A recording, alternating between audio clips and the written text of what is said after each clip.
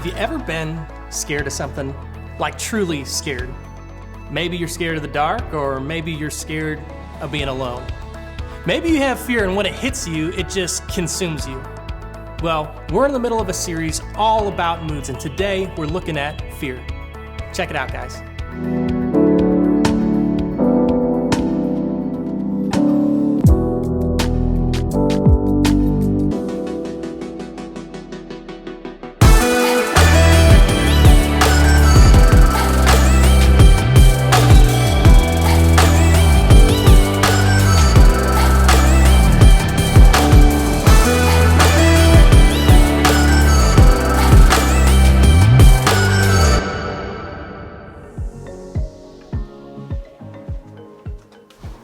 Oh, still a little dark in here. Oh, yeah, that's better. That's better. Whew!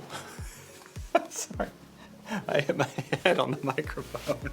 What do you want me to do? What's the craziest thing you were afraid of as a kid? You know, the thing that made you feel kind of like this? Or where you were so scared to be in your room at night without a light on that you reacted like this? Or maybe you were scared of getting shots at the doctor. I mean, I still am. Or just the thought of going made you feel just like this.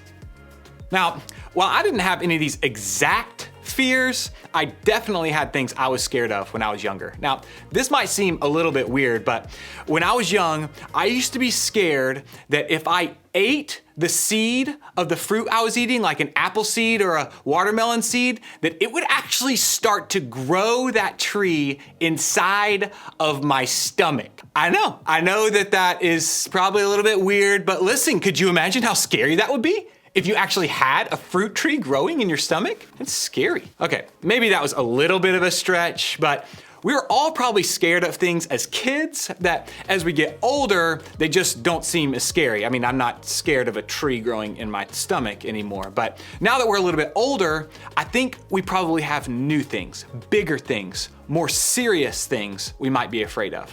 And today, we'll talk about the feeling behind the stuff we're afraid of, fear. The truth is, we all know what it's like to feel fear. We all know what it's like to be afraid of something, and some of our fears are really common, things like talking in public, or snakes, or spiders, you know? I bet quite a few of us here today have at least one of those fears. That's pretty normal, but some of us may have some really unique and uncommon fears. I actually asked some of my friends what they were afraid of. Here's what they said. Guys, I'm terrified of worms. Worms! When they crawl around and they're just like, they just creep me out. They make my skin crawl. Roller coasters. I'm not very tall. I'm like 5'1" maybe. And just, you know, like when you get in the roller coaster and the little handlebar comes down and you gotta put the seatbelt on, like it doesn't like fit against my lap. And so when I go on a roller coaster, I literally feel like I'm going to just fly right off of the roller coaster and just like be gone forever. Clowns. I don't like them. I mean, they paint their faces and sometimes they talk, but sometimes they don't. They're just like, oh, come here, little kids. No, get away from me, clown. For sure, snakes, okay? Terrified of cats. The dark, yes. I'm 36 years old and I have night lights all over my house. I don't like the dark. And the second thing, squirrels. I don't like squirrels. I am not afraid to admit that I am still scared of storms. When I hear that first thunder, you know I am running to take cover, and do not even get me started on lightning. Okay, those were some really interesting phobias. I had no idea that some people were scared of squirrels. I mean, the fluffy tail and all, but when I think about it, I could actually see it. I can imagine with those two giant front teeth and all, like staring at you. Yeah, I could see that, I understand that. But regardless of what we're scared of, we all have something in common. We all experience fear at some point in our lives. And for some of you, fear is a really big deal. The stuff you're afraid of, you think about it all the time. It may be the only thing that you think about. But for others of you, fear isn't really something you think about very often. Sure, you might be worried about things in your life, but the minute fear creeps in, you just push it aside. no matter how you manage fear, what's interesting is that our imagination seems to play a big part in experiencing fear. The stuff we're usually most afraid of is the stuff we imagine might happen to us. Or the stuff we imagine that will be said about us, that we fear that, or the stuff that we can't control, or we don't see coming, or we don't know how to handle it if it does come. The stuff we can only imagine. And when we let fear take over our minds and motivate our thoughts, it leads our imagination down a path of endless what ifs. Like, what if I never have the friends I want? Or what if my parents get divorced? Or what if I never get taller? Or what if my sister doesn't get better? Or what if my girlfriend or my boyfriend breaks up with me? What if God isn't actually real?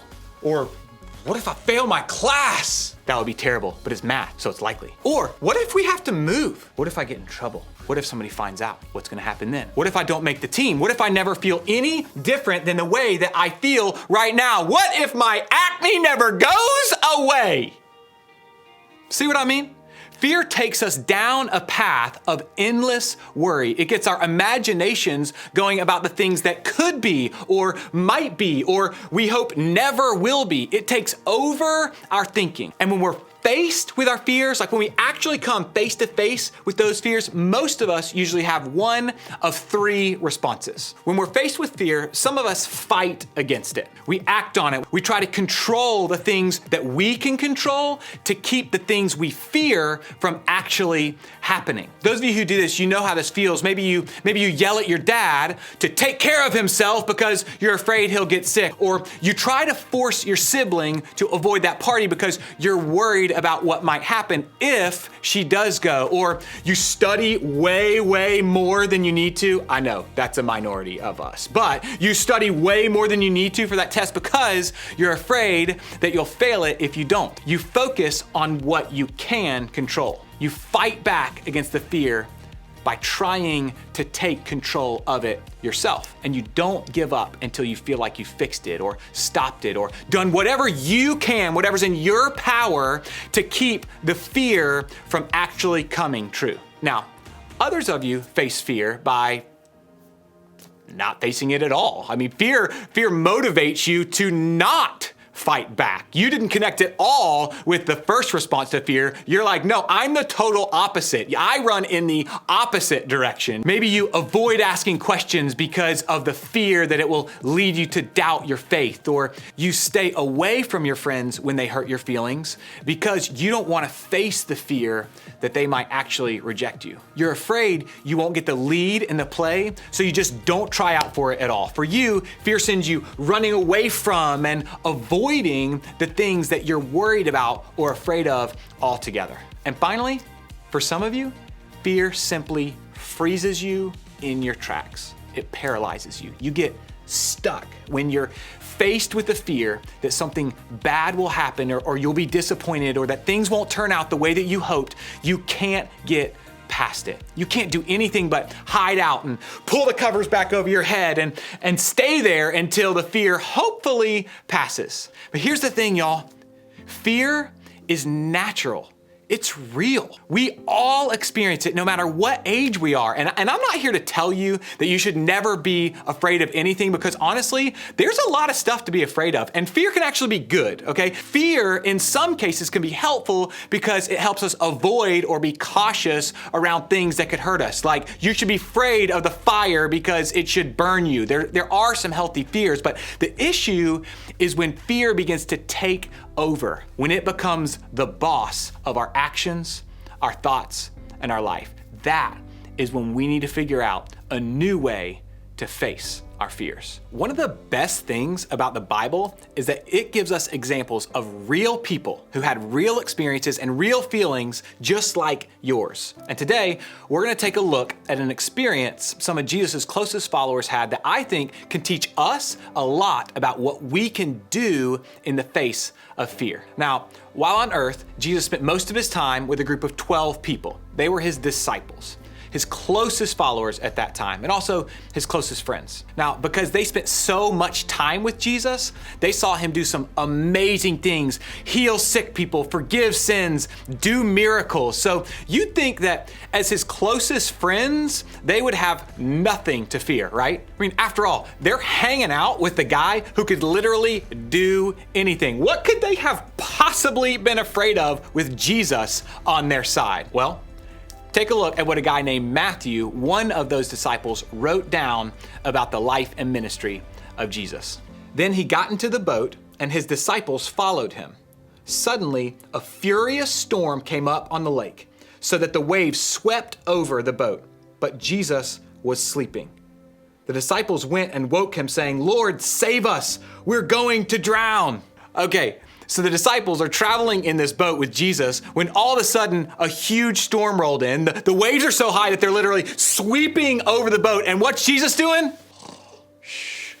Napping. I don't know if Jesus snored actually, like in his holiness. Does he not snore? I don't really know how that happens. But as the storm was getting bigger and scarier, the disciples did what I would have done. They freaked out. I mean, come on. Wouldn't you? They got scared in the face of this storm. They thought they had something to fear. So they woke up Jesus, probably thinking, hello, Jesus. He replied, "You of little faith, why are you so afraid?" Then he got up and rebuked the winds and the waves, and it was completely calm. The men were amazed and asked, "What kind of man is this? Even the winds and the waves obey him." So what did Jesus do? Exactly what only he was capable of doing. He calmed the storm. He took the very thing that these disciples were afraid of and stopped it in its tracks. He eased their fears, not only by stopping the wind and the waves, but by proving that there was something else that we can choose in the face of fear: faith. Look back at what Jesus said when the disciples woke him up. "You of little faith, why are you so afraid?" Now, while I can't be sure because I obviously wasn't there, I don't think Jesus said this just because he was mad at the disciples or frustrated at their faith levels. I don't think he was trying to make them feel bad at all for not having enough faith. I think he was trying to show them that faith can help overcome their fear. I mean, did these disciples have a reason to be afraid? Yes. They were on a boat in the middle of a huge storm. That's scary. But Jesus wanted them to know that their fear didn't have to be the only thing that they felt, because there's something or someone who's more capable and more powerful than fear, and that's Jesus. While we may not be physically tossed around in a storm on the ocean, sometimes our fear can feel a lot like that. But when we experience fear, we have more options than just to fight or to flight or to freeze. We have faith. That's what Jesus offers us. See, fear doesn't have to be the boss of you. Fear comes when we feel out of control, but the truth is, when we're out of control, Jesus is still in control. You can trust him. We can trust him when we're in the middle of a storm. Will we still have reasons to be afraid in life? Yes. I'm not saying that having faith means you never fear again, but what I'm saying is that faith is what gets us through fear. It's with us in fear, and it will be with us when the fear is gone. Fear doesn't have to be the boss of you. And like the disciples, Jesus offers us an alternative to fear. He offers us faith. So what do we do with our fears? The next time that we're faced with something to be scared of, what do we do? Well, take a look at one more scripture with me for an answer. Cast all your anxiety on him because he cares for you. What I love about this verse is that it was written by Peter, a disciple of Jesus who was on the very boat in the middle of the storm. So when Peter wrote this, he wrote from experience. He knew what it's like to experience fear. And he also knew what it's like to put his faith in Jesus in the midst of it. When Peter said cast, he's not talking about necessarily like cast. Although he was a fisherman, he went like throw or hurl or heave. These are active active words. That means this won't happen by accident. When you feel fear, you have to choose to take it and throw it to Jesus. And why do we do this? Well, we throw our fear on Jesus because he cares for us. And when I think about throwing them, I think about like a shot putter who's holding all of this weight, because so many times fear feels like a weight on our shoulders, and he gives us the opportunity to literally throw or hurl our fear on him. And so how do we do this? We can pray. We can talk to him about our fears. We can invite him into them. We can focus on all the things that we know are true about Jesus. And we can let our faith in his ability to handle our fears help us overcome them. So this week, that's where I want you to start. Think about what fears you're facing right now. Big or small, they all matter here. Write them down. Say them aloud. Put some words to what you're feeling. And then one by one, take them to Jesus. Throw them over to him. Ask him to help you have faith that he is in control. Pray that he'll be with you in the middle of your storm. Give your fears to him and ask him to walk you through them. And remember, fear doesn't have to be the boss of you. And maybe you need a little help talking about or even identifying what it is that you're afraid of. Maybe you need someone to encourage you to trust Jesus in the middle of your fear. Well, the good news is that's exactly what your group leader is for. They're here to help you walk through the circumstances or situations that might be causing you to fear. And they're here to remind you that even if your circumstances don't change, you can walk through them with confidence and faith in Jesus, who is in control of it all. So as you go today, I want you to think about this question. How do I usually respond to fear? Fear is real. And when we feel fear, it oftentimes controls us. But fear doesn't have to be the boss of you. It doesn't have to control you. In times of fear, you know what we need? Faith. Faith is when you take our fear and we give it to God because we know that he is the one in control. We place our trust in God even when the future is uncertain, even in the midst of our fear. God has good things in store for you. And sometimes on the other side of your fear is a future that you never dream of. Today, I want you to talk to somebody about your greatest fear. When you share our fears, what we'll find out is that we're not alone. And we don't have to walk through our fears alone. God wants you to walk with you through it, through your fears, and he wants you to walk in community too. We love you guys so much, and we're thankful you joined us. Hope to see you next week. Later.